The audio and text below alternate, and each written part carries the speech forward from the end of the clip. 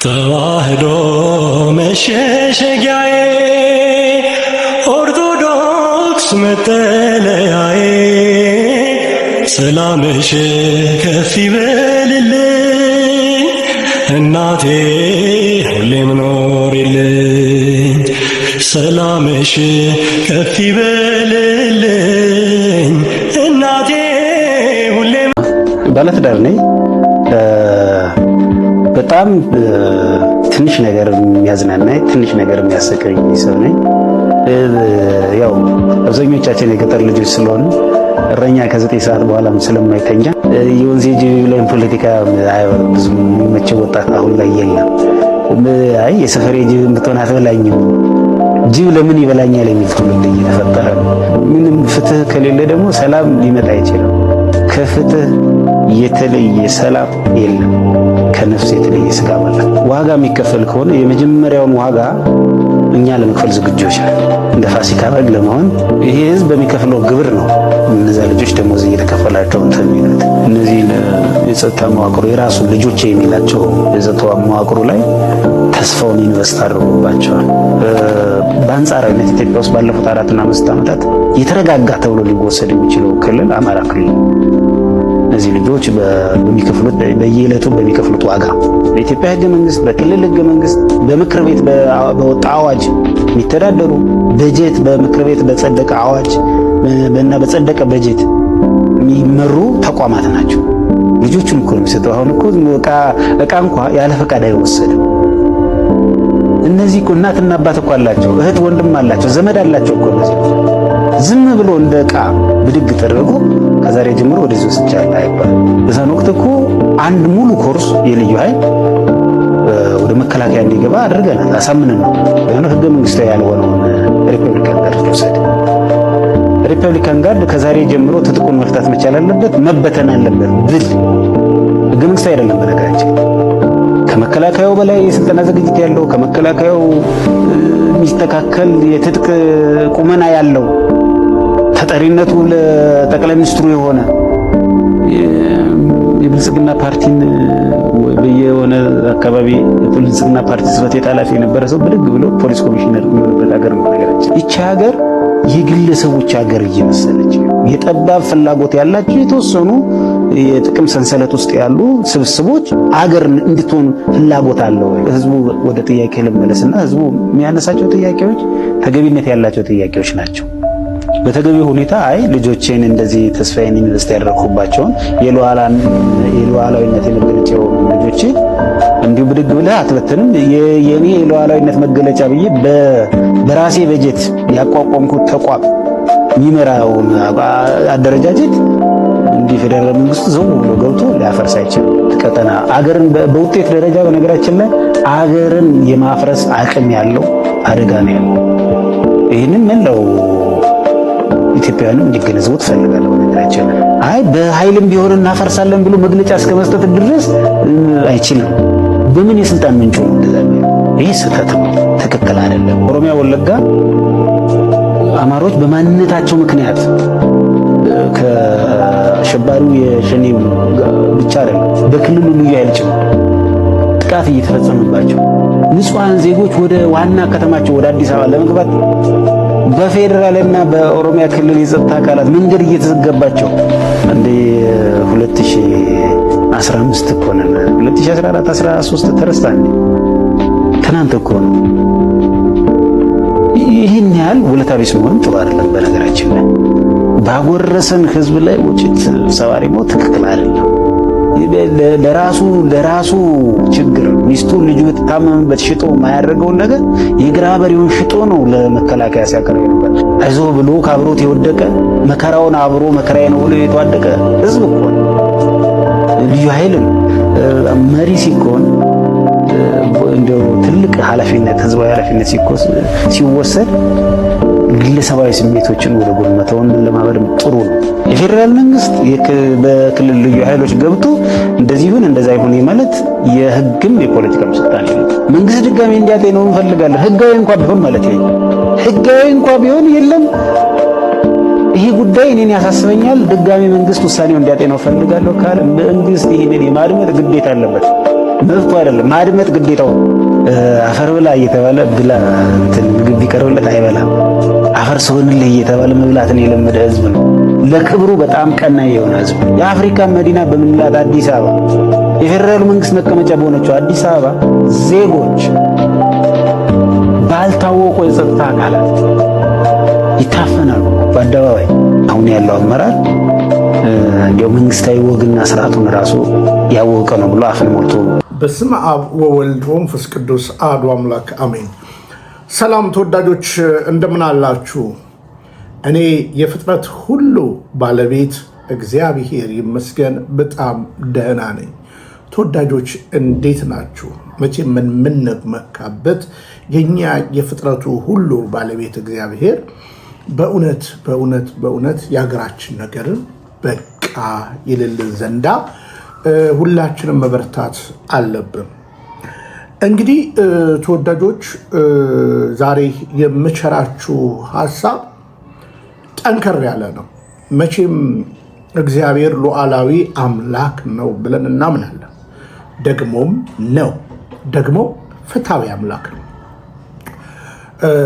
ስለዚህ እግዚአብሔር ለፍጥረቱ ይራራል። ለፍጥረቱ እግዚአብሔር መልካም ነው። ፍጥረቱን ይንከባከባል።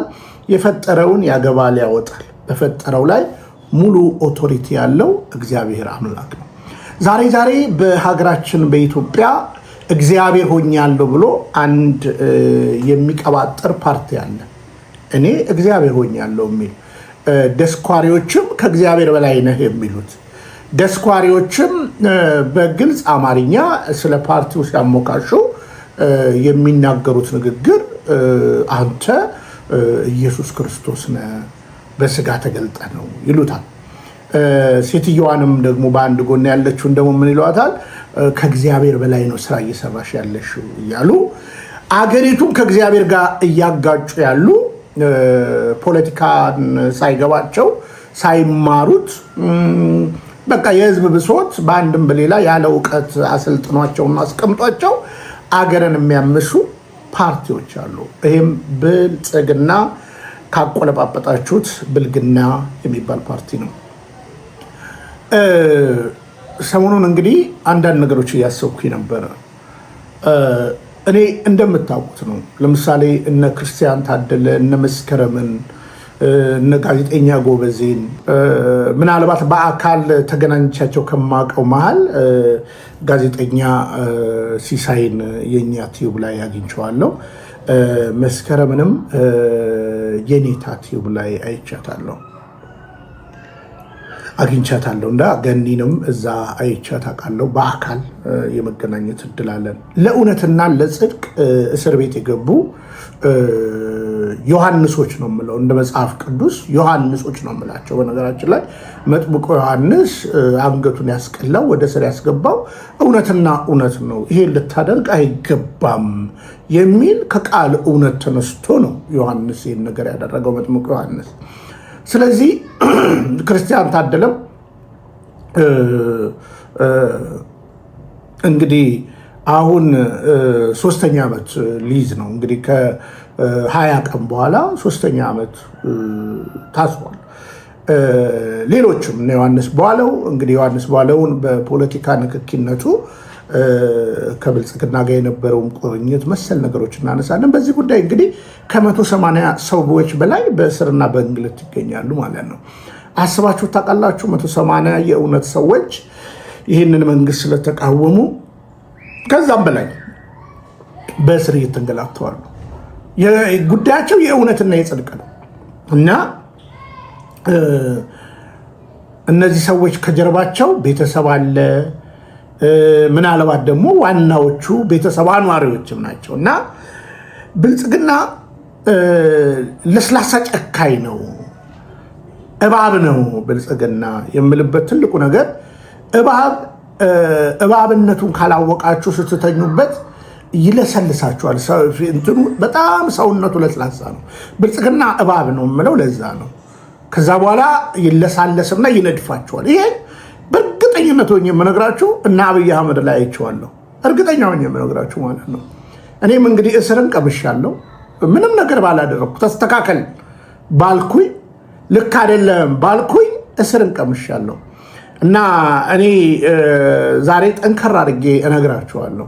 አንዳንድ ሰዎች እንደዚህ አይነት እውነትን ማውራት ከሃይማኖተኝነት መራቅ ይመስላችኋል። እውነትን ለማውራት ወገኔ ሰው መሆን በቂ ነው። በነገራችን ላይ ይልቁኑ ደግሞ ሃይማኖትን አገናዝበ አገርን አውቀህ የምታደርጋቸው ንግግሮች ከተጠያቂነት ያሳርፈዋል። ለምን እኔ ያው ለህሊናዬ ነፃ ሆናለሁ። እነዚህ ሰዎችን ፍቱ። ብልጽግናን በመቃወሜ በነገራችን ላይ ህሊናዬ ነፃ ነው። በነገራችን ላይ አገር እየተተረማመሰች ስለመጣች ማለት ነው። እና ሁሌም እንደምነግራችሁ ስለ ራሴ እኔ ብሔሬን አላውቀውም። እኔ ብሔር ምንድን ነው፣ ዘር ምንድን ነው፣ ዘር ምናምን የሚባል እንትን ውስጥ አልነበርኩኝም። ግን አንድ እውነት ሁሌ እናገራለሁ። እድሜ ለብልጽግና ዘሬን እንድቆጥር አድርጎኛል። ዘር ለካ ቆጥሮ የመጣ ዘር ያስቆጥራል ለካ። እና እናቴ ሰላሌ አካባቢ እንደተወለደች አውቃለሁ። ሄጄም የተወለደችበትን ቦታ የ9ኛ ክፍል ተማሪ ሆኜ ከአንድ ኦሮምኛ አስተማሪ ጋር ተጣልቼ ኦሮምኛ ልማር ፊቼ ሄጃለሁ፣ ጥማኑ አብዴ ሄጃለሁ፣ ኩዩ ሄጃለሁ፣ ባንቱ ሄጃለሁ፣ ስሬ መድኃኒዓለም ኤጀሬ ሄጃለሁ። የእናቴ ሀገር እዛ አካባቢ ነው። በደንብ ስሙኝ። 9ኛ ክፍል ለመማር ነው የሄድኩት ኦሮምኛ። አንድ የኦሮምኛ አስተማሪ እንትን ብሎን ኦሮምኛ ደግሞ እንደ አንድ ኮርስ ተብሎ ሄጄ ነበር ድሮ ማለት ነው። እና እኔም ደስ ብሎኝ የኦሮምኛ አስተማሪን ሳልቀየመው ሄጄ ተመልሼ መጥቻለሁ። ለካ ይሄ ሌላ አጀንዳ ነበረው። ለካ ይህን ያህል ጥላቻና ቂም ቋጥሮ የሚመጣ አንድ ክፉ እና አብይና እነ ሽመልስን እነሱ እንኳን ያው እንዳልኳችሁ ነው አደጉበት እንጂ ብሔሩን ይወክላሉ ብዬ አላስብም። ብሔሩን የወከሉ እንደና አብይም ናቸው ብዬም አላምንም በነገራችን ላይ። እና ከዛ በኋላ እንግዲህ ማሰብ ጀመርኩ። ለካ እናቴ በአባቷ የሰላሌ ኦሮሞ በእናቷ ደግሞ ወደ ወሎ አካባቢ ያለች ሴት ነች ብዬ አሰብኩ ማለት ነው። አይዘር ቆጣሪዎች። ከዛ በኋላም አሁን ደረቅ ላድርግላችሁ። ታሪኩ ባባ ከመሞቱ ከ15 ቀን በፊት እንደው አባቴን በህይወት የማግኘት አቅሙን ያገኘሁት ለ3 ወር ነው እና አባቴ ስላረፈብኝ፣ ግን አባቴ ጀግና እንደሆነ አውቃለሁ። የሰጠኝም የ6ኛ ክፍል ተማሪ ሆኜ የአማርኛ የሆነ የህግ መጽሐፍ ነው የሰጠኝ አባቴ። በደንብ ስሙኝ። እና የታሪኩ ባባ እናት እትዬ አባይ ጠየኳት። ታሪኩ ባባን ጸበል ለምን ይዘሽው አትሄጂም? ስለዚህ ኪቲ ጸበል ስለሰማው ለምን ይዘሽው አትሄጂም ስል ጸበል ሄደዋል ብላኝ የዛን ቀን ምሽት እንደው እትዬ አባይ አልኳት። እንግዲህ ዘመን ቁጠሩ ማለት ነው። እሺ እትዬ አባይ ሽታዬ ዘሩ ምንድን ነው ብዬ ጠየኳት። ጋሽታማ ጎንደሬ ነው። ታምናላችሁ? በዚህ ያክል ርቀት ዘሬን አላውቀው። እድሜ ገምተው ለሚያገሙን ለብሔርተኞች እኔም ዘሬን ለመቁጠር ደረስኩ። ከዛ በኋላ የአባቴ መልክና ለጥምቀት ወደ ጎንደር ሲሄድ ቼክ ሳደርግ የአባቴ መልክ የያዙ ለካ እውነተኛ የጀገኑ ሰዎች አሉ እና እነ ክርስቲያን ታደለ እና እዛ ዞር ስል የአባቴ መልክ የሚመስሉ ሰዎችን አየሁ። ይልቁኑ ስለዚህ ወንድምና ስለ መሰል ሰዎች ህዝብ መጮህ አቁሟል፣ ቀዝቅዟል። ለምን ቢባል ስለ እነዚህ ሰዎች ሲጮህ እነዚህ ሰዎችን ለምን ጮኻችሁላቸው ብሎ የሚቀላ መንግስት ስላለ ማለት ነው። ዛሬ ታዲያ ክርስቲያን ታደለን ገብታችሁ እንዳትጠይቁ የሚል ውሳኔ ከእስር ቤቱ ስሰማ አወየ ወንድሜ አወየ እህቴ ብዬ እኔም እንደ አንድ ኩሩ ኢትዮጵያዊ ዜጋ ከቆጠራችሁትም ቁጠሩት ከእውነተኛይቱ አስተሳሰብ መንጭቼ እውነትን ለማስፈን እንዲልል መጣው። ክርስቲያን ታደለ ሊታሰር ቀርቶ ሊመራ የሚገባ መሪ ነበረ። ይህን እንግዲህ ኢትዮጵያም እያለው ለትግራይም ጮክ ያለው ስለ አማራ ፖለቲከኞችም ጮክ ያለው ያልጮኩበት ጊዜ አለ ብዬ አላስብም። ምናልባት ዩቲዩብ ወደኋላ ሄዳችሁ ማየት ትችላላችሁ። ፍትህ ሲጓደል የመጮህ የዜግነት ግዴታ አለብን እና ሰሞኑን ይሄ ሰው እንግዲህ 3 ዓመት ሞላው። እንግዲህ ታመው በእንግልት ስለ ቁርጠኝነታቸው ስለ ጀገኑት ርዕዮተ ዓለም አሁን አንዳንዶች እነ ክርስቲያን ታደለ የአማራ ብቻ ብለው ያስባሉ። እነ ክርስቲያን ታደለ በነገራችን ላይ የኦሮሞም ናቸው፣ የወላይታም የሲዳማም ናቸው። ሊያጠፋ ከመጣ ከአውሬ መንግስት ሊያወጡ በፓርላማ ፊት ለፊት ሲቃወሙት የነበሩ እውነተኛ መሪዎች ናቸው። እውነተኛ ፖለቲከኞች ናቸው። ለምሳሌ ከክርስቲያን ንግግሮች እሺ ወደ ስር ያስጣለው አንዱን እንስማ። የመንግስት ያለ ስንል የኖር ነው ህግ ማስከበር የመንግስትነት ስነ ፍጥረት መሆኑን ስለምንረዳል። ህግ ማስከበር ሲባል ዜጎች በሀገራቸው በማንነታቸው ቤተኛና ባይተዋር ሳይደረጉ የሚኖሩባት ሰላማዊ ሀገር መፍጠር ብቻ ሳይሆን ለደረሰ ጥፋትም ተጠያቂነት ማስፈን ሲቻል ታስሮም የሚያስፈራ ለእውነት ለመሞት ቅንጣት ታክል ስጋት የሚያድርበት ይህ ሰው የህዝብ ተወካዮች ምክር ቤት አባሉ አቶ ክርስቲያን ታደለ ነው። ኢትዮጵያ በዘመኗ እንዲያለ የፓርላማ አባል ኖሯት አያውቅም፣ ወደፊትም ይኖራታል ብዬ አላስብም። እሱ ከተካቸው ከዶክተር ደሳለኝ ጫኔና ሌሎችም የሱ ጓደኞች በቀር በተለምዶ ፓርላማ ውስጥ አንዱ ተናጋሪ፣ ሌላው ደግሞ የህዝቡን ጥያቄ በቀጥታ ከማቅረብ ይልቅ ዝም ብሎ አጨብጫቢ ሆኖ እንመለከተዋለን። ታዲያ አቶ ክርስቲያን ታደለ እንዲሁም ዮሐንስ ቧያለውን በተመለከተ ያለምንም ለዓመታት ዘብጥ እያወረዱ ሲሆን ይህንንም ተከትሎ በዛሬው ዕለት ለዓለም አቀፉ የሰብአዊ መብት ተሟጋች ድርጅት እንዲሁም የመናገር ነጻነትን ለሚያረጋግጠው ዓለም አቀፉ ኮሚቴ ይህንን ለመጻፍ ተገድጃለሁ። መልእክቴም ይህንን ይላል፣ እየቆራረጣችሁ አሰራጩት። ከህግ ማስከበሩ ይልቅ ህጋዊ ሂደቶችን ያልተከተለ መሆኑ ካፈጻጸሙ ተገንዝቤያለሁ። For all concerned, as was known, the operation being carried out against the heroic Amaran people in our country, Ethiopia. Following this, he was accused of being an extremist for presenting the pain of the people he represented to the House of People representatives. He has been deprived of his right to speak freely because he was the voice of the people. So by this reason, he has been thrown into prison for so many years. The name of this hero is also known to the world as Ato Christian Taddele and his colleague Yohannes Boyale.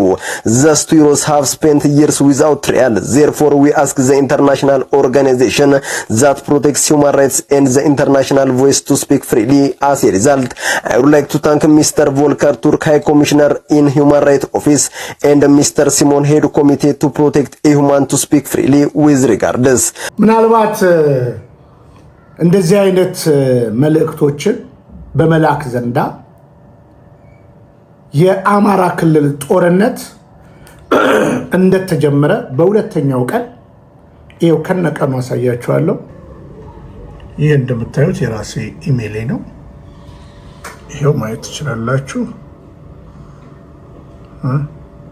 ይሄው ማየት ትችላላችሁ። ይሄው ማየት ትችላላችሁ። ይሄው ማየት ትችላላችሁ። ይሄው ቀኑን ማየት ትችላላችሁ። ይሄው የአማራ ጦርነት የአማራ ክልል በተጀመረ በሁለተኛው ቀን ነው። ይሄንን ሚስጥር ነው እንግዲህ አንዳንድ የቅርብ ወዳጆቼ ለአብይ የነገሩት። ለአሜሪካ አምባሳደርም እኔ ኢሜይል ያደረኩበት ጊዜ ግን እነሱ ጦርነቱን ይፈልጉታል። ምናልባት ይህንን ጦርነት አስቁሙልን ስንል እያንዳንዱ ነገር ትውልድ ወደ ኋላ ሄዶ ማየት ይችላል። ስለ ትግራይ ክልልም ጮኸናል። ነገ ሲዳማም ቢቀሰቀስ እንጮሃለን፣ ኦሮሚያም ሲቀሰቀስ እንጮሃለን። አብይ ቀድሞ አይቶታል ክርስቲያን እንደሚያፈርሰው በንግግሩ ብቻ። ንግግሩ እሱ ከሚልከው ድሮን በላይ ስለሆነ እና በፓርላማ አልቻለም። ስለዚህ ያለ መከሰስ መብቱን እንግዲህ አንድ የፓርላማ አባል ለመከሰስ በፓርላማ ተሰብስቦ ይወርዳል። ይከሰስ ተብሎ ይወሰንበታል፣ ይነሳል። የህዝብ ነዋ። የህዝብ ሲባል የአማራ ብቻ አይደለም፣ የሀገር ነው ክርስቲያን ታደለ። ስለዚህ አብይ ይህንን ጥሶ ነበረ ቀጥታ ወደ እስር ቤት ያስገባው። ሐምሌ 2015 በጣም ልብ የሚሰብረው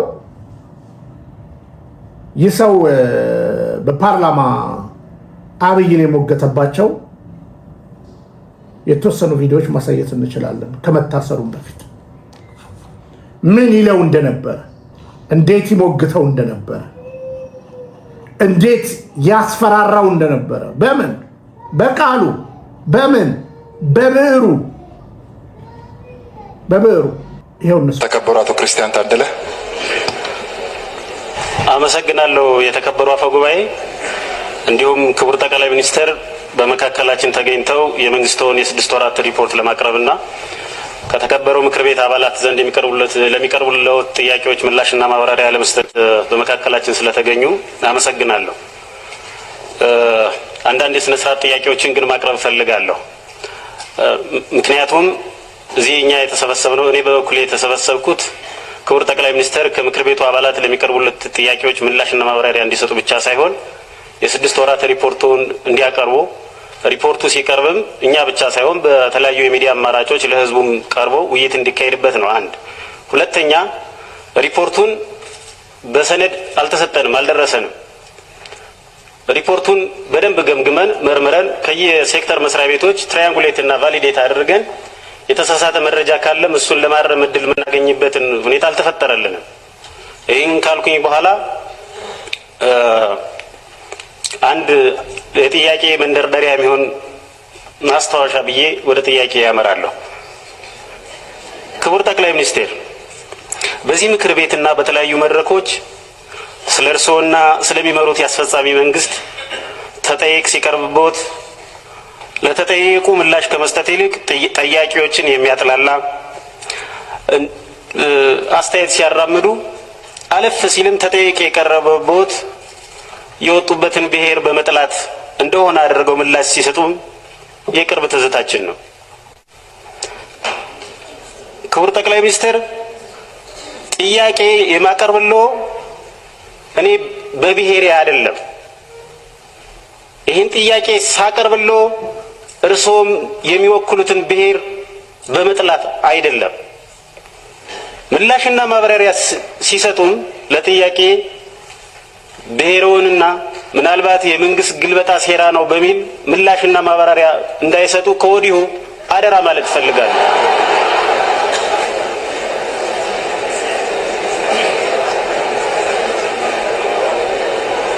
አመሰግናለሁ። ወደ ጥያቄ አመራለሁ። የዜጎችን ደህንነትና የሀገርን ሉዓላዊነት መጠበቅ ዝቅተኛ የመንግስት ኃላፊነት ሆኖ ሳለ ዜጎች በማንነታቸው ምክንያት በመንግስት የጸጥታ ኃይሎች ይገደላሉ፣ ይፈናቀላሉ፣ ቤታቸው ይፈርሳል፣ ንብረታቸው ይወድማል። የሀገር ሉዓላዊነትን በሚዳፈር መልኩ የጎረቤት ሀገራት ሰራዊቶች በኢትዮጵያ ሰሜን ምዕራብና ደቡብ ምዕራብ ወሰኖች በርካታ ኪሎ ሜትሮችን ዘልቀው በመግባት ወረራ ፈጽመዋል። ይሄ ቀደም ሲል ከኔ የቀደሙ የተከበሩ የምክር ቤት አባላትም በጥያቄ መልክ ያቀረቡት የኢትዮጵያ ሰብአዊ መብቶች ኮሚሽንም በሪፖርቱ ደጋግሞ በመንግስት የጸጥታ ኃይሎች ስለሚገደሉ ዜጎች ስለሚፈጸሙ የሰብአዊ መብት ወንጀሎች፣ መፈናቀሎች፣ ግድያዎች፣ ቤት መፍረሶች በሪፖርቱ ያቀረበው ነው። አሁን ላይ ባለው ተጨባጭ ሁኔታ የዜጎች ደህንነትና የሀገር ሉዓላዊነት ዋነኛ ስጋት ምንጭ ሆኖ የምናየው እርስዎ የሚመሩት መንግስትን ነው። እርስዎ ባፎ ኢትዮጵያ አትፈርስም ቢሉንም በተግባር ግን ኢትዮጵያና ኢትዮጵያዊነት በመንግስቶ እየተናዱ ነው። የበርካታ ሀገራት መሪዎች መሰል ኃላፊነትን በወጉ ያለ መወጣት ጉድለት ሲያሳዩ ህዝብን ይቅርታ ጠይቀው ስልጣናቸውን ሲለቁ ይታያል። በሀገራችንም የቀድሞ ጠቅላይ ሚኒስትር ክቡር ኃይለማርያም ደሳለኝ ተመሳሳይ ህዝባዊ ተጠይቅ ሲቀርብባቸው ስልጣን መልቀቃቸውን እናስታውሳለን። እርስዎም ወደ ስልጣን የመጡት በዚህው ተጠይቅ ምክንያት ነው። እርስዎስ ስልጣንዎን በመልቀቅ የመፍትሄው አካል ለመሆን አላሰቡም ወይ? በሰብአዊነት ላይ በተፈጸሙ እንዲሁም በማንነት ተኮር የዘር ማጥፋት፣ የዘር ማጽዳትና የማንነት ማሳሳት ወንጀሎች ተጠያቂ ለመሆን ምን ያህል ዝግጁ ነዎት? አመሰግናለሁ። እንግዲህ እንደሰማችሁት ነበረ የክርስቲያን ታደለ ጀገን ያለ ንግግር። አብይ ነገ እንደማያራምደው የአብይን ሴራ እንደሚገልጠው የአብይን ነገር እንደሚገላለጠው አውቋል። በደንብ ስሙ። ሰው የሆንክ እውነትን እውነት ብለህ ጨርስ። ስለዚህ አብይ ለዚህ አጸፋዊ መልስ ውስጡ እያረረ ህዝብ እያሳሳቀ ነበር መልሱ። መቼም በእያንዳንዱ ነገር በእያንዳንዱ ዘመን ለወንበዴዎች ገጣሚም ይመደብላቸዋል። ያ የተገጠመው ግጥም በአንዱ ዘመን ሰርቶ ለአንዱ ዘመን ደግሞ የማይሰራብን ነገር የለም ብላችሁ ጀጅ እንዳታደርጉ። ኢህአዴግና ብልጽግናን የሚለያቸው ምንም አይነት ነገር የለም። ለምሳሌ የዋሁ ኢህአዴግ በአደባባይ ጥፍር ይነቅል ነበር ተብሎ ተከሷል። ጥፍርም ይነቅል ነበር። ብልጽግና ደግሞ ሲቀጣችሁ ምንድነው የሚያደርጋችሁ? እዚህ ጋር ስፒል ይከትባችኋል። ስፒል ይከትና በማስመሪያ ይመታችኋል። ከዛ ታብዳላችሁ። ስፒል ሞክሩት፣ እጃችሁ ላይ ጥፍራችሁ ላይ ስፒል ጨምሩና ሞክሩት። ከዛ እሷን እንዲየመታ ያስጨዋችኋል። ከዛ ይነቅለዋል። ሲነቅለው በማግስቱ ፍርድ ቤት ቀራቢ ትሆናላችሁ፣ ወይም በሁለተኛው ቀን ስትሄዱ እጃችሁ ተመልሷል። ምንም ነገር የለም።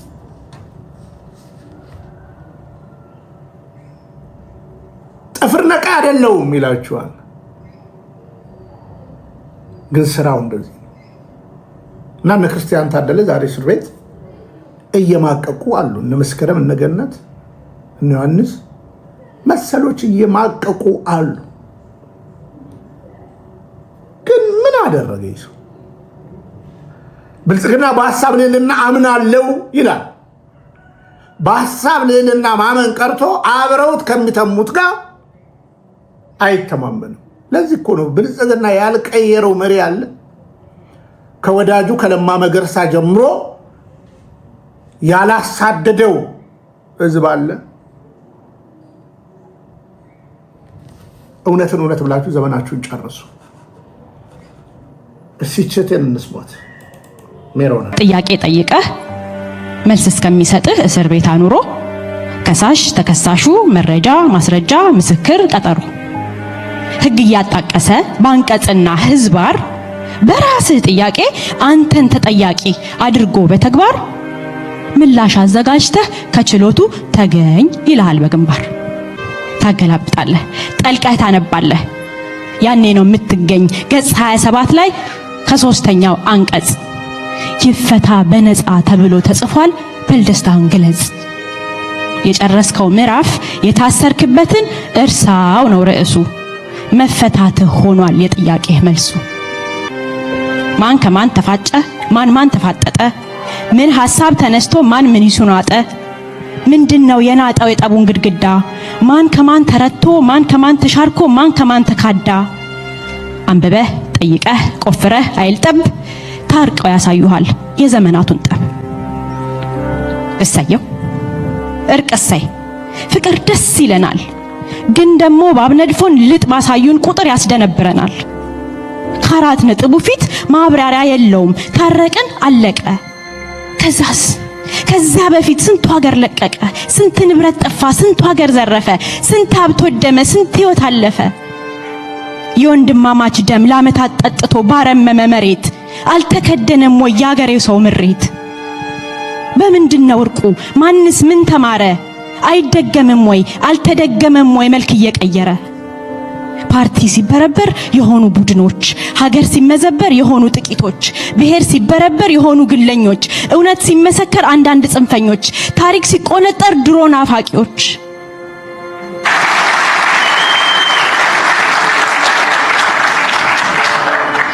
ከዛ በቃ አለቀ። እናመሰግናለን ሜሮን። እንግዲህ እውነታዊ ነው። በወንድሞቻችን ላይ እየደረሰ በእህቶቻችን ላይ እየደረሰ ያለው ነገር ይሄ ነው። እነዚህ ሰዎች እውነትን እውነት ብለው ነው ለትውልዱ ሲያስተጋቡ የነበረው። አቅም ሲያጣ ስጋት ያደረበት መንግስት አመሉን አይረሳምና ይሄው እያመቀቀ ምናልባት አስክሬናቸውን ልንወስድ እንችላለን። የነጋሽ ታዲዮስ ታንቱን ጭምር። አሁን ጋሽ ታዲዮስ ታንቱ የሚታሰር ሰው ነው። የተናገረው እኮ እውነት እኮ ነው። ትልቅ ሰው ደግሞ የሚናገረውን ደግሞ መስማት እንጂ ቂም መቋጠር አይጠቅምም። ግን ውሸት የለበትም ጋሽ ታዲዮስ ታንቱ ቢናገረው። እና እናንተ ስለታሰሩት ወገኖች ምን ትላላችሁ? እኔ እንደ አንድ ዜጋ የራሴን ነገር ለመወጣት እየጣርኩ ነው። እንደነዚህ አይነት ጀግኖች እስር ቤት ውስጥ አሉ። በገዳይነት ፈርጀው ወደ እስር ቤት ሲያስገቡን ግድ የለም ከእግዚአብሔር ቀጥሎ በፍጹም የምንተማመንበት አማራ ስላለ ታግሎ ያስፈታናል ብለናቸው ነው። አልተሳሳትንም።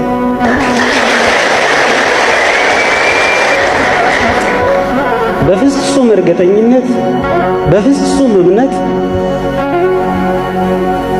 ዛሬም ማረጋገጥ የምንፈልገው ህዝባችንን ይዘን ማን አሸንፎ ትግል የለም የሚለው ነው።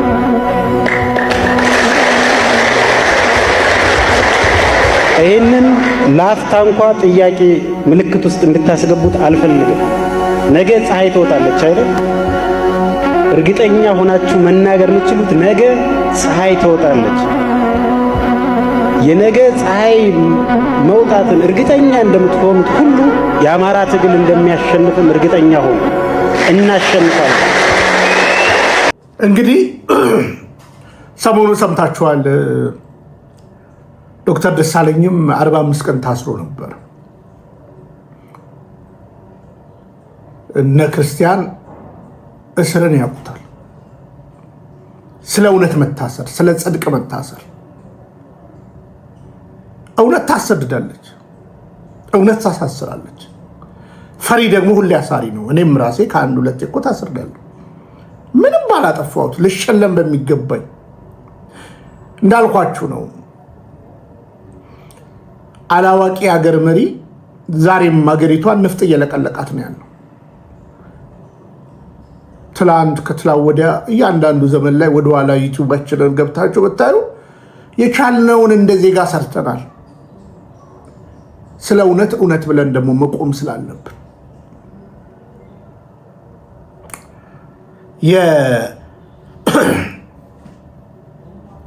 የእውነተኞች ሽልማት በዚህ ምድር ሞት ሊሆን ይችላል።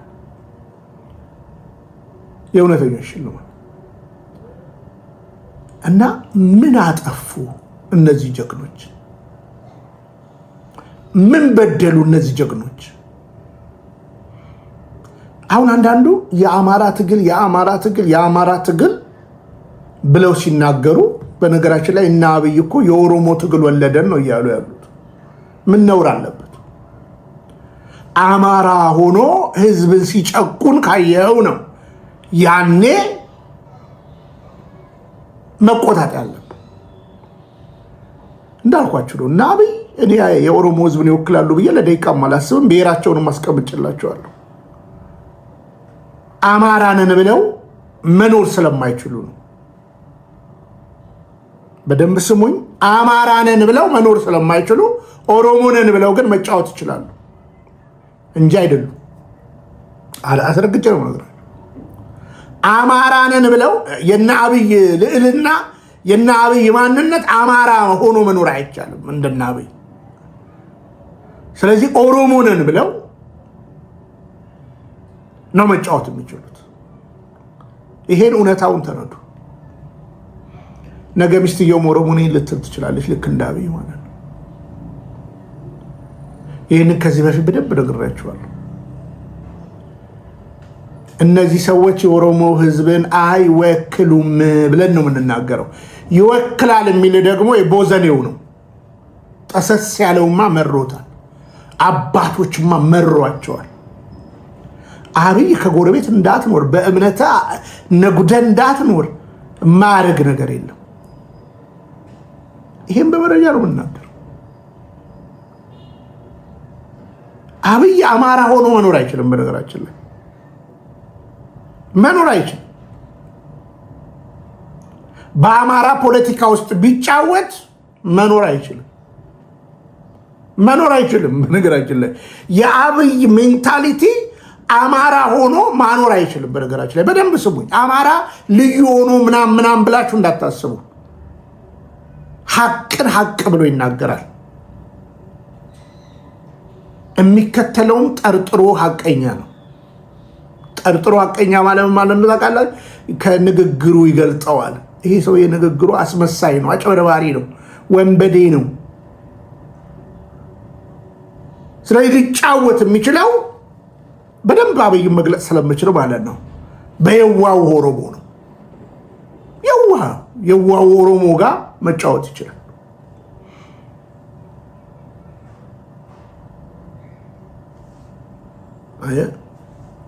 እንኳን አብይ አህመድ ኦሮሞ ላይ ጀርመንም ተጫውቷል።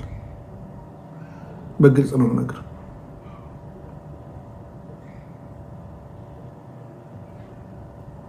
አንዳንዶችን ወደ ኋላ መጥቼም አይቻቸዋለሁ።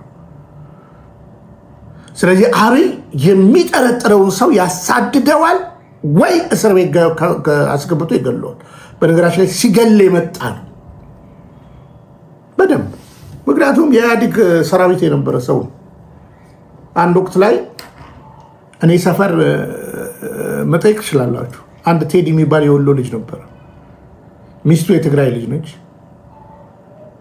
የሚስቱ የሩቅ ዘመድ ደግሞ 100 አለቃ ሙሉ ነሽ ምናምን ትባላለች። የትግራይ ሰው ነች። ባሏ የንፋስ ስልክ ላፍቶ የደህንነት ቢሮ ገብረ ጻድቅ ይባላል። የንፋስ ስልክ ላፍቶ የደህንነት ቢሮ እና እንደ አጋጣሚ እነዚህ ሰዎች በመከራ ይልቁኑ ክረምት ሲመጣ እንደዚህ አይነት ጊዜ ዋጋ እንደሚከፍሉ እናውቃለን። ውሃው ሄዶ እነሱ ደጃፍ ላይ ነው የሚተኘው። እና ሚስት ኑሮ ለማቃናት አረብ ሀገር ሄዳ ነበር። እና በደንብ ስሙኝ። አብይ እዛ ፊት ለፊት እኮ መቃወም እንችላለን፣ ግን እንትን ያደርጋል፣ ይገላችኋል። ገዳይነቱን ላሳያችሁ ስለፈለኩ ነው። እና አንድ ወቅት ወደ ቤቴ ስመጣ የሰፈር ሰው ይጮኋል። ምንድን ነው ሲባል እሷ አረብ ሀገር ነች ያለችው፣ ባሏን ገብረ ጻድቅ አሳሰረው ተባለ። ከዛ ሲሄድ በዛች ደሳሳ ጎጆ ውስጥ 2 እንቦቃቅላ ህፃናት አየሁ። እስር ቤት ነው አልኩኝ። ጥሩ። ቆሬ ፖሊስ ጣቢያዎች ታቆኛላችሁ። ሄጄ ምግብ ራት አቀረብኩለት። ልጆቹን አመጣውና ቤት ያስተኛው። በማግስቱ ፍርድ ቤት ቀረበ። 2000 ብር ዋስትና ከፍዬ ያስፈታሁት። ትግሉ ተፋፋመ። የመከላከያ መኪናን በቅጡ በደንብ ያወቅኩት የዛ ጊዜ ነው። እና በቤቴ መናፈሻ ጋር ገብረ ጻዲቅ ከመከላከያ ፖሊሶች ጋር መጥቶ ሊገለኝ መጣ። ሞክሩን ነበር ያልናቸው በዛ ምሽት ህዝብ እያየ። ትግሉ ቀጠለ። የመከላከያ ፖሊስ መኪና ማታ መጥቶ በጠዋት እኔ ቤላ የሚባል ቦታ ጋ ነው አንድ የፌዴራል የፖሊስ የመከላከያ ቢሮ አለ። እዛ ነበረ የእሷ ቢሮ ተብሎ እዛ ነው ቀጥታ ሄድኩትና ለኃላፊው የእናንተ ቢሮ መኪና መጥቶ ሊገለኝ ነበር ማታ ብዬ ተናገርኩት። በአብይ ዘመን ግን ይቻላል። አንዳንዴ እኮ ኢህአዴግንም ተመስገን የምንልበት ነገር እኮ አለ። ይህን ቆሻሻ ዘመን ስናይ ዛሬ እንግዲህ እንዴት እንዳሉ ሰፈር ሄዳችሁ ጠይቋቸው። ለእውነት ታግለናል በምንኖርበት አካባቢ። ለሀገር ደግሞ ለመታገል ስንነሳ ተው ይሄ መንገድ አይበጅም ስንል እስር ቤትም ይጥላል። እና እነ ክርስቲያን ታደለ ምን ብለው ነበረ? ምንስ ተናገረው ነበረ? መቼም ሰው ሊታሰር ይገባል ሊሸለም እንጂ የምትሉት አይነት ሰው እንደሆነ በውይይት ራሱ በብልጽግናና በሱ ፓርቲ ውይይት ጊዜ ክርስቲያን ታደለ የሚናገረውን እንስማ። እንደው ብልጽግና አስቂኝ ብልጽግና እየሆነ ነው። በጣም የሚገርመው ነገር ጋዜጠኞች አይታሰሩም አሁን ታሻሽለናል ምናምን ይላል። እውነት ነው፣ ትናንት ጋዜጠኞች ይታሰሩ ነበር። በብልጽግና ጊዜ ግን ከጋዜጠኝነት ራሱ ነው የሚታሰረው። ሙያው የጋዜጠኝነት ሙያ ነው እየታሰረ ያለው። ሙያና ሙያተኝነት ክብር እንዲያጣ ያደረገ ፓርቲ መሆኑን እንኳን ይዘነጋል። ብልጽግና እንግዲህ እዚያ ከኢህአዴግ አፋኝ መዋቅር ታስረን፣ በነገራችን ላይ ታስረናል፣ ታግለናል፣ ሞተናል፣ ወንድሞቻችን መስዋዕት አድርገናል። የብልጽግና አሁን ስማቸውን ቀይረው የብልጽግና ጽህፈት ቤት የነበሩ እምቦቃቅላዎቻችንን አልመው ለመግደያ የስናይፐር መደገኛ ሆነው ያገለግሉ ነበር። ይህን እንዳትረሱ። ወንድሞቻችንን ገብረን እምቦቃቅላዎቻችን መጫወቻቸውን እንዳነገቱ ህፃናቶች ተገለው ለመጣው ለውጥ በርካታ ወንድሞቻችን እህቶቻችን ከፍተኛ መስዋዕትነት ከፍለው ያስገኙትን ለውጥ እኛም ጭምር በዚህ ሂደት አልፈን ያስገኘነው ለውጥ ብልጽግና እኮ በጣም አስቂኝ ፓርቲ ነው። ከሐኪሙ በላይ እኔ የታመመን ሰው ሐኪሙ አክሙ ያዳነውን ታካሚ እግዚአብሔር ይማርክ ስላልኩኝ የተሻለ ክብር ይገባኛል የሚል ኖረኛ ፓርቲ ነው። በነገራችን ላይ ትክክል አይደለም። እግዚአብሔር ይማርክ ጥሩ ነው፣ ግን ከሐኪም በላይ እናንተ እንትን ልትሉ አትችሉም። ይህንን ማወቅ ያስፈልጋል። ሌላው እስኪ እንደው አንድ ሁለት ጥያቄዎችን ለብልጽግና መጠየቅ እፈልጋለሁ። እዚህ አርሲ ሰሜን እዝ ላይ ማይካራ፣ ወለጋ፣ ጉሊሱ፣ መተከል፣ ጉራ ፈርዳ እዚህ ቤተ መንግስት አፍንጫ ስር እዚህ ቡራዩ ለተጨፈጨፉ ዜጎች ማን ነው ኃላፊነቱን የሚወስደው? እዚህ ቤተ መንግስት አፍንጫ ስር ያለው ቡራዩ ዜጎች በማንነታቸው ምክንያት ጭፍጨፋ ሲፈጸምባቸው ከ4 ኪሎ ምን ያህል ርቆ ነው? እውነት እናንተ ሀገር ለመረከብ ዝግጁ ናችሁ ወይ የሚል ጥያቄ አቅርባችኋል። ብልጽግና ባይኖር ኢትዮጵያና ኢትዮጵያውያን ከዚህ የከፋ ምን ሊመጣባቸው ኖሯል? አሁን እኮ የሰብአዊ መብት ኮሚሽን በግልጽ በሪፖርቱም እንዳመላከተው እውነት መንግስት አለ ወይ የሚያስብል በታሪካችን ዳግማዊ ዘመነ መሳፍንት ተብሎ ሊጠቀስ የሚችል የ3 ዓመት የስልጣን ዘመን እኮ ነው በታሪክ ልናፍርበት የምንችለው ማለት ነው። አፍርሶ መጀመርን ማን ያስተማረው? ኢትዮጵያ እኮ በ83 ዓመተ ምህረት የመጣች እንደ አዲስ ብሔሮች እንደ ሀገር ተሰባስበው የፈጠሯት ሀገር ናት ያላችሁ እኮ እናንተ ናችሁ። አይ አዲስቷ የመደመር ኢትዮጵያ ብላችሁ የምታቀነቅኑት እኮ እናንተ ናችሁ። ኢትዮጵያ አሁን የ3 ዓመት እንቦቃቅላ የምትመስላችሁ። እንግዲህ እንደዚህ አይነት ወርቃማ የእውነት ንግግሮች ነበር ይሄ ልጅ የሚናገረው። ወርቃማ የእውነት ንግግር፣ የጽድቅ ንግግር።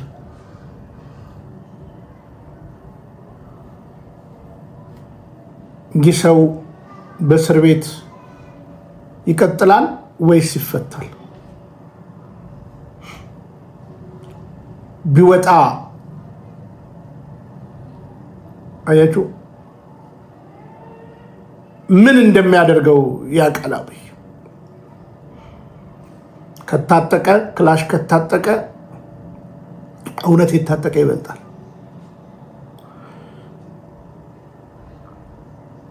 ናው ተረስተዋል እነዚህ ሰዎች። ዘም ተብለዋል። እነዚህ ሰዎች እየማቀቁ ነው። ሰሞኑን እንዳትጠይቁ የሚል ክልከላም እንደደረሰባቸው ሰምቻለሁ። እና ድምጽ እንሁን ነው እያልኳቸው ያለሁት። እኔ እንዳልኳችሁ ነው። እኔ ሰውን በሰውነቱ ማከብር ነኝ። ግን እኔ ያልሆንኩትን ነኝ አይደለም፣ ያልሆንኩትን ነኝ አይደለም፣ ያልተማርኩትን ተምሬያለሁ አይደለም። ለፌክ ህልውና የውሸት ማስመሰል ለሚያስመስሉ ጭምር ነፍሴ ጥዩፍ ነው እና አብይን የምጠየፋቸው በዛ ነው። ፌክ ነው ጋር ነገር አስራቸው ብዬ ነው የምናገረው። ወለቃ ሜሬጁ ፌክ ነው፣ ትምህርት ማስረጃው ፌክ ነው፣ እውቀቱ ፌክ ነው፣ አመራሩ ፌክ ነው፣ ተስፋው ፌክ ነው። አገር እየመራው ነው ብሎ ዲስኩር መንፋት ለአብይ ምኑም አይደለም። ግን ከአዲስ አበባ ውጭ የሚመራው ቦታ የለው። ኦሮሚያን መምራት አይችልም። አማራ ክልልን መምራት፣ ትግራይን መምራት አይችልም። ይሄንን በአርቲፊሻል ቁማር የሚቆምረውን ነገር ደግሞ ሚዲያው በጠቅላላ የፈረደበት ይሄ እንትን አለ። ምንድነው ስሙ?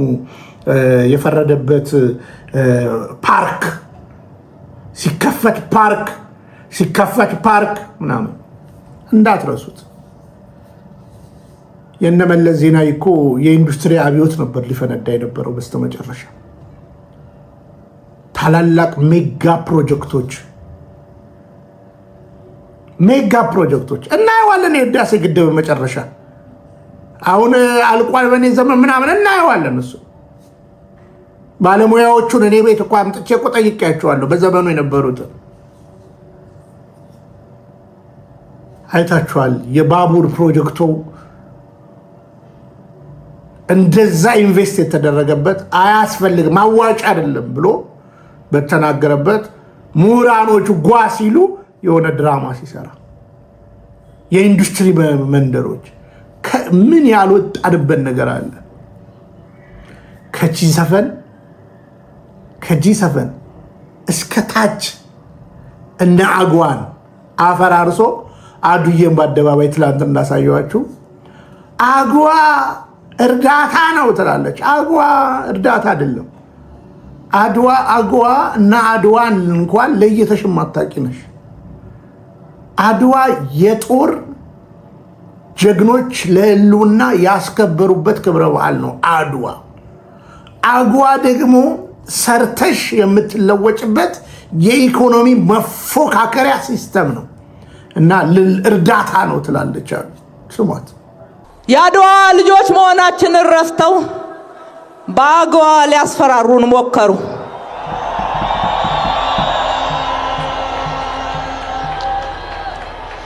አድዋ ነፃነት ነው፣ አግዋ ግን እርዳታ ነው። እንደዚህ አይነት መሪ ነው ታቅፈ ጣይቱ ድንቂቱ እያልክ ግራ የምትጋቡ። በስሟ ጥሯት። ወይዘሮ አዳነች ከጋሻ በራ ሞላ የወሰደችውን ለተዘፈነላን ነገር ችግኝና አበባ እያለች በሀገር ኢኮኖሚ ላይ የሚያላግጡ አላጋጭ የብልጥግና ሳይሆን የብልግና ወንጌልና ፓርቲ ይዘው የሚኖሩ ሰዎች ናቸው። ሰውን በሚያስጠላ ሰውን በሚያሸማቅቅ መንገድ የሚያሸማቅቁ የኔ ወዳጆች እኮ እናንተ በሚዲያ ስለ ኦርቶዶክስ ሲናገሩ የነበሩ እኮ ቢሮ አስመጥታ አዳነች እኮ ጸጥ በሉ የምትል ሴት ነች እኮ። አንድ ቀን በታሪክ ይናገሩታል። እንዲህ ተብዬ ነበር የሚሉ እኮ አያሌዎች ይኖራሉ። እኔ እንዳትናገር ብላኝ ነው ያቆምኩት ያሉኝ አሉ። እና እውነትን ግዟት፣ አትሽጧት። ከእውነት ጋር ቁሙ መልእክቴ ነው። አንድ የክርስቲያንና አንድ አለቅላቂን ሰምተን እንመለሳለን። አንድ የክርስቲያንንና አንድ አለቅላቂን ሰምተን። ነፃነትን ማክበር ማለት እኮ መስማት የማይፈልጉትን ድምጽም ጭምር ማክበር ነው።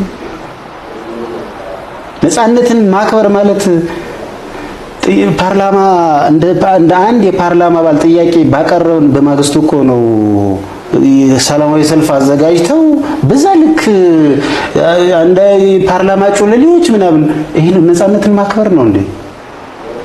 መንግስት ባዘጋጀው ሰልፍ ባነር ጽፎ የፓርላማ ጩለሌ ብሎ የምክር ቤታዊ ክብርና ሞገስን በሚያጎድፍ መንገድ አንድ የምክር ቤት አባል በምክር ቤት በሚያቀርበውና ጥያቄና በሚሰጠው አስተያየት ያስተዳደራዊ የወንጀልም ተጠያቂነት የለበትም የሚል የህግ ከለላ ባለበት ሀገር ነው የፓርላማ ጩለሌ ተብሎ ሰልፍ የተወጣው። ይህንን ያዘጋጀው እኮ ገዢው ፓርቲ ነው። ሰልፉ መግለጫ ጭምር መንግስት እንዳዘጋጀው ጭምር የተሰጠ ነው። ይሄ ነው ዲሞክራሲ። ዲሞክራሲ የሚሉት የዜጎችን መኖሪያ ቤት በየአመቱ እንደ አመት ባል በየእንትኑ ወቅት እየጠበቀው ያውም የዝናብ ወቅት እየተጠበቀ ማፍረስ ነው። የዲሞክራሲ ስርዓት ትሩፋት የሚባለው ቤተ እምነቶችን እና ቅዱሳት መጻሕፍትን ማፍረስና ማውደም ማቃጠል ነው፣ መቅደድ ነው። ዲሞክራሲ ምንድን ነው? እነዚህ ሰዎች እኔ በጣም ይቅርታ አድርጉልኝ እንጂ አንዳንዴ ማረጋቸውን እስክጠራጠር ድረስ ችግር አለው። የተማሩ ናቸው፣ ለስሙ ፒኤችዲ ድረስ የደረሱ ናቸው። እንዴት እነዚህ መሰረታዊ የነጻነት፣ የፍትህ፣ የእኩልነት ጉዳዮች እንዲሁ ሌላው ቢቀር ሰውነታቸው ይረሳቸዋል? አይበልና በእነሱ ወላጆች መኖሪያ በክረምት ቢፈርስ ምንድን ነው የሚሰማቸው? የዲሞክራሲ ትሩፋት ማለት ዜጎችን ደህንነት ማስጠበቅ አቅቶት በታጠቀ ሽፍታ ማስጨፍጨፍ ነው። የተጨፈጨፉትን በክብር ማሳረፍ መቅበር እንኳ ሳይቻል ቀርቶ በግሬደር እንደ ቆሻሻ አፍሶ መጣል ነው። ዲሞክራሲ ምንድን ነው? ይህ ነው የዲሞክራሲ ትሩፋት። እኔ አሁን በይፋ ይሄ እንግዲህ ህዝብ የሚከታተለው ሚዲያ ስለሆነ እኔ ለዚሁ ሚኒስትር በዚህ ጉዳይ ላይ በዲሞክራሲና አሁን በፋሺዝም ምናምን በሚለው ጉዳይ ላይ ክርክር ለማድረግ በይፋዊ ጥሪ ማቅረብ ፈልጋለሁ። በዚህ አጋጣሚ ክርክር በመረጡት ሚዲያ በዚህ ጉዳይ ላይ መረጃዎችን ይዘን ሙግት እንድናደርግ ዲሞክራሲ እስኪን ለማመድ ዲሞክራሲ ማለት ትችት በቀረበ ቁጥር ሰልፍ በመጥራት መንግስታዊ አቅሞችን በመጠቀም የጸጥታ መዋቅርን በማዘዝ ገና ለገና መንግስት ነኝ በማለት ንጹሃንን አስሮ እንደ ኮንሰንትሬሽን ካምፕ የነጻነት ጥያቄ የሚያነሱትን ሁሉ ትችት የሚያቀርቡትን ሁሉ ማሰር አይደለም። ዲሞክራሲ ማለት ንጹሃን ዜጎችን የመብት ጥያቄ ስላነሱ ብቻ የት እንደገቡ እንዳይታወቁ አፍኖ ማስቀመጥ አይደለም። ይሄ ወንብድና ነው። ውንብድና ነው። ዜጎችን ማገት ውንብድና ነው። ግራንድ ሂውማን ራይትስ ቫዮሌሽን ከሚባሉት አንዱ ነው። በነገራችን ላይ አግቶ መሰወር፣ አሁን በርካታ ዜጎች እኮ ታግተው ተሰውረው የሰው ያለ የመንግስት ያለ እያሉ እኮ ነው ዜጎች። ህፃናት ልጆቻቸው አባታችን የታለ እያሉ እያለቀሱ ነው እኮ። ሚስቶቻቸው እናት አባት እያለቀሱ ነው። ዲሞክራሲ ትሩፋት ይሄ ነው ወይ? ማንም ሰው ወንጀል ሊሰራ ይችላል። በሰራው ወንጀል ህግን ተከትሎ ሊጠየቅ በፍርድም ጥፋተኝነት ሊተላለፍበት ይችላል። እዚህ ላይ ምንም ልዩነት የለኝም። ማንም ሰው ህግ ማክበር መቻል አለበት። ህግን ተከትሎ መንቀሳቀስ መቻል አለበት። የማይቀበለው ህግ እንኳን ቢሆን ማክበር ግዴታው ነው ብዬ አምናለሁ። ነገር ግን ደግሞ ህግን አክብሮ የማስከበር የበለጠ ኃላፊነት ያለበት መንግስት ነው። የዲሞክራሲ ትሩፋት አለን የሚሉት መንግስት እኮ ዶክተር ለገሰ እሳቸው ያሉበት ፓርቲ እኮ መንግስታዊ መዋቅሩን እንደ ፓርቲ የግል ንብረት በመቁጠር ከመንግስት ውሳኔዎች ውጭ በፓርቲ ደረጃ ውሳኔዎችን እያስወሰነ እንደ መንግስት ውሳኔ እያስተገበረ ነው። 1 2 3 ብለን መዘርዘር የምንችላቸው ነገሮች አሉ እና ባያናግሩን ምን አለ? ከፈለጉ ግን አሁንም ዛሬ ደግሜ ግብዣ ማቅረብ ፈልጋለሁ።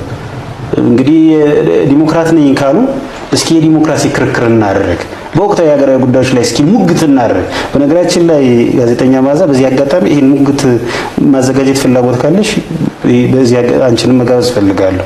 ይቻላል?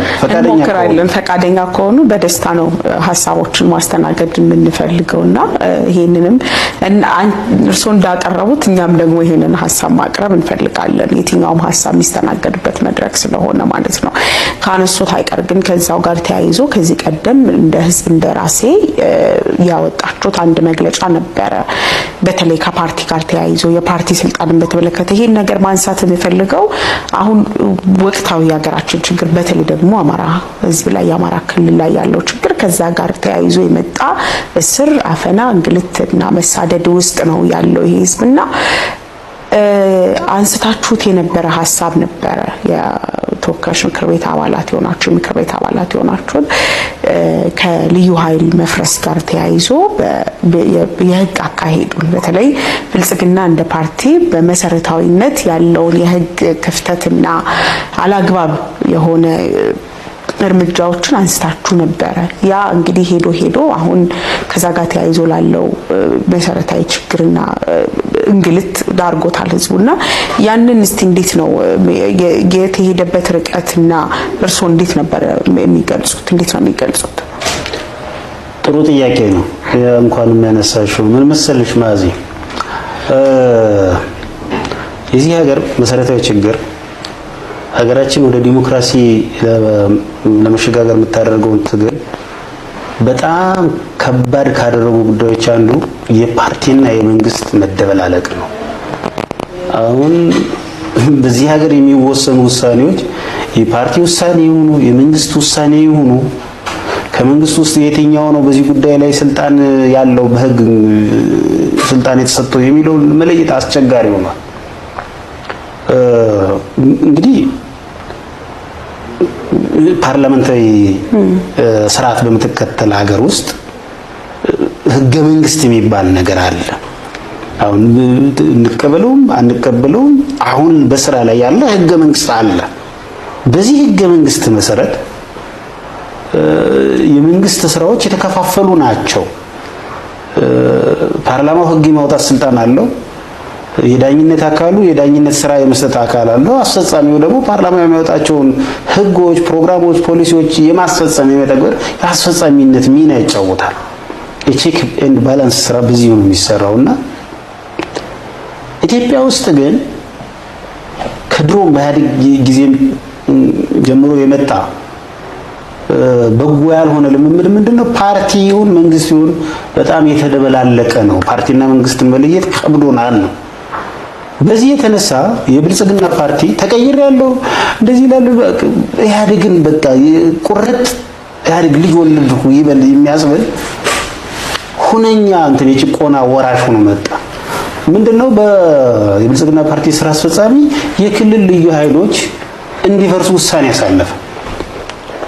ይህንን ውሳኔውን የመወሰን እንግዲህ ማንኛውም ስልጣን የመወሰን ስልጣን የሚመነጨው ከህግ ነው።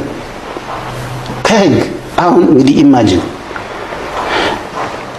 አንድ ፓርቲ አንድ ተቃዋሚ ፓርቲ ብድግ ብሎ ከዛሬ ጀምሮ የሪፐብሊካን ጋርድ እንዲፈርስ ወስኛለሁ ቢል የሆነ ፓርቲ የስራ አስፈጻሚ ምንድነው የሚታሰበው? እንዴት ሊሆን ይችላል? ማን ስልጣን ሰጠ? ፓርቲ በመንግስታዊ ተቋም ምን አገባው የሚል ጥያቄ መነሳት መቻል አለበት። ህገ መንግስታዊነት፣ ህጋዊነት የሚባሉ የመንግስትነት ወጎች ጽንሰ ሐሳቡ ራሱ ያላቸው አይመስልም። የፓርቲ ስራ አስፈጻሚ ተመካክሮ ምክረ ሐሳቦችን ወደ መንግስት ማቅረብ ይችላል። ይህ ውሳኔ ቢያንስ እንኳን ስልጣን አለው የለውም የሚለው ክርክር የሚያስነሳ ሆኖ ቢያንስ በሚኒስትሮች ምክር ቤት ቢወሰን አትሊስት የሚኒስትሮች ምክር ቤት እንደ መንግስት አካል በደረጃው ከህግ የሚመነጩ ውሳኔዎችን ሊያሳልፍ ስልጣኖች ተሰጥተውታል። ፓርቲ ግን በመንግስታዊ መዋቅሮች ቅርጽ ላይ መወሰን አይችልም። በምንም ገዢ ፓርቲ ከሌላው ፓርቲ በምንም ታምር የሚለይበት የፓርቲ እንትን የለም መንግስት ከማዋቀር ውጪ። ፍላጎት ካለ በመንግስታዊ መዋቅር ውሳኔዎችን ማስወሰን ይችላል። በራሱ እንደ ፓርቲ ግን መወሰን አይችልም። እንግዲህ ሰውየው እንዲህ ነው፣ እንደዚህ ነበር ሲናገር የነበረው። ግን እውነትን ላወሩ ለእውነተኞች መቆም ኃጢአት አይደለም። ፍቱት፣ ካልፈራችሁት ፍቱት። ዕውቀት ካላችሁ ክርስቲያንን ፍቱት፣ ፍቷቸው። እነ መስከረም፣ እነ ጋሽ ታዲዮስ፣ እነ ዮሐንስ በኋላው ሌሎችንም በእውነት ለመናገር ጀግናው ጋዜጠኛ ፍቱት።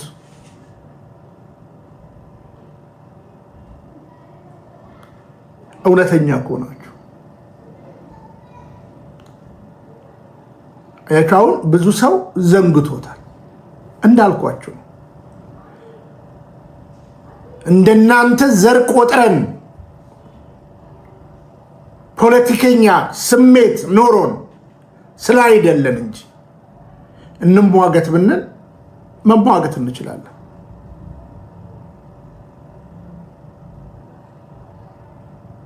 ግን ሰውነት ይቅደም ነው እያልን ያለን። ስለ እውነት ስለቆሙ ወደ እስር ቤት አያሳፍርም? ይህን ጀግና እንዲያየነውን ጀግና በእንዲህ ሁኔታ ማየት ልብ አይሰብርም? በእንዲህ ሁኔታ ማየት ልብ አይሰብርም?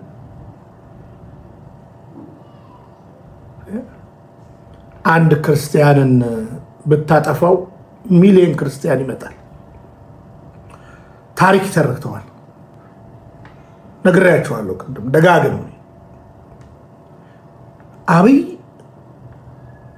አማራ ነኝ ብሎ በዚህ ስብዕናው ከአማራ ጋር መንጎድ ስለማይችል ነው ብሔሩን የቀየረው። ሽሜም ነግሬያቸዋለሁ ከዚህ በፊት። ሽሜ ሪል ወላጅ አባቱም እናቱም አማሮች ናቸው። አማራ ነኝ ግን ብሎ በዚህ ስብዕናው ማጭበርበር አይችልም። ህይወት ይገልጣል፣ ንግግር ይገልጣል ተብሎ ነው የሚገለጠው። ስለዚህ በዚህ የዋህ ህዝብ መሃል ገብቶ እኔ ልታገልል የመጣው ኦሮሞ ነኝ ብሎ ያ ጀግናውን የኦሮሞ ህዝብ ያ ጨዋውን የኦሮሞ ህዝብ ተስማምቶ እንዳይኖር ያደረጉ ባንዳዎች ናቸው። ባንዳዎች ናቸው። ይሄ ጎረቤት ይመሰክራል። የአብይ ጎረቤቶችም የሽመልስ ጎረቤቶችም ይመሰክራሉ። እውነታዊ ነው። ይህ ቃሚና ቦዘኔን ስሙት እስኪ።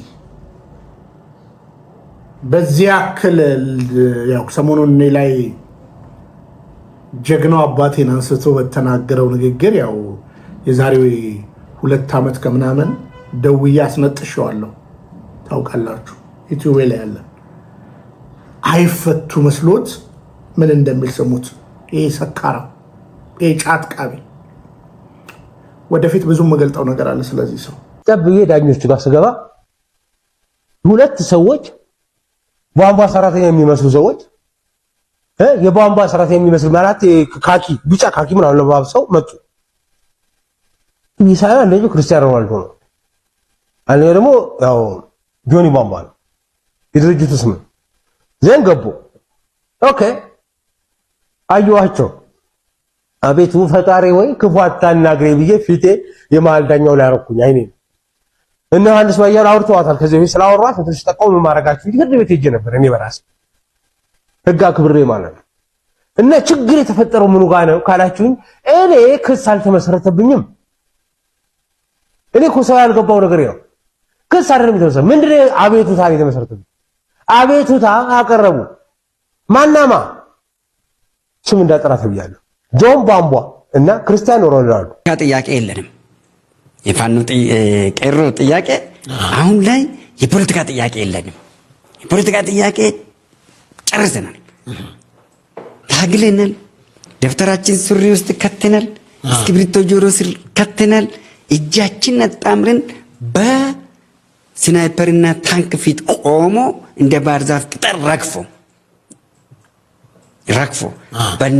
ከነሱ የተረፍነው እንቁ የሆነ ስጋ ለባሽ ኢየሱስ ክርስቶስ መሳይ መሪን አምጥተን ቁጭ አድርገናል። አሁን እኛ ከስሮንን ደህንነትን ማምጣር ነው።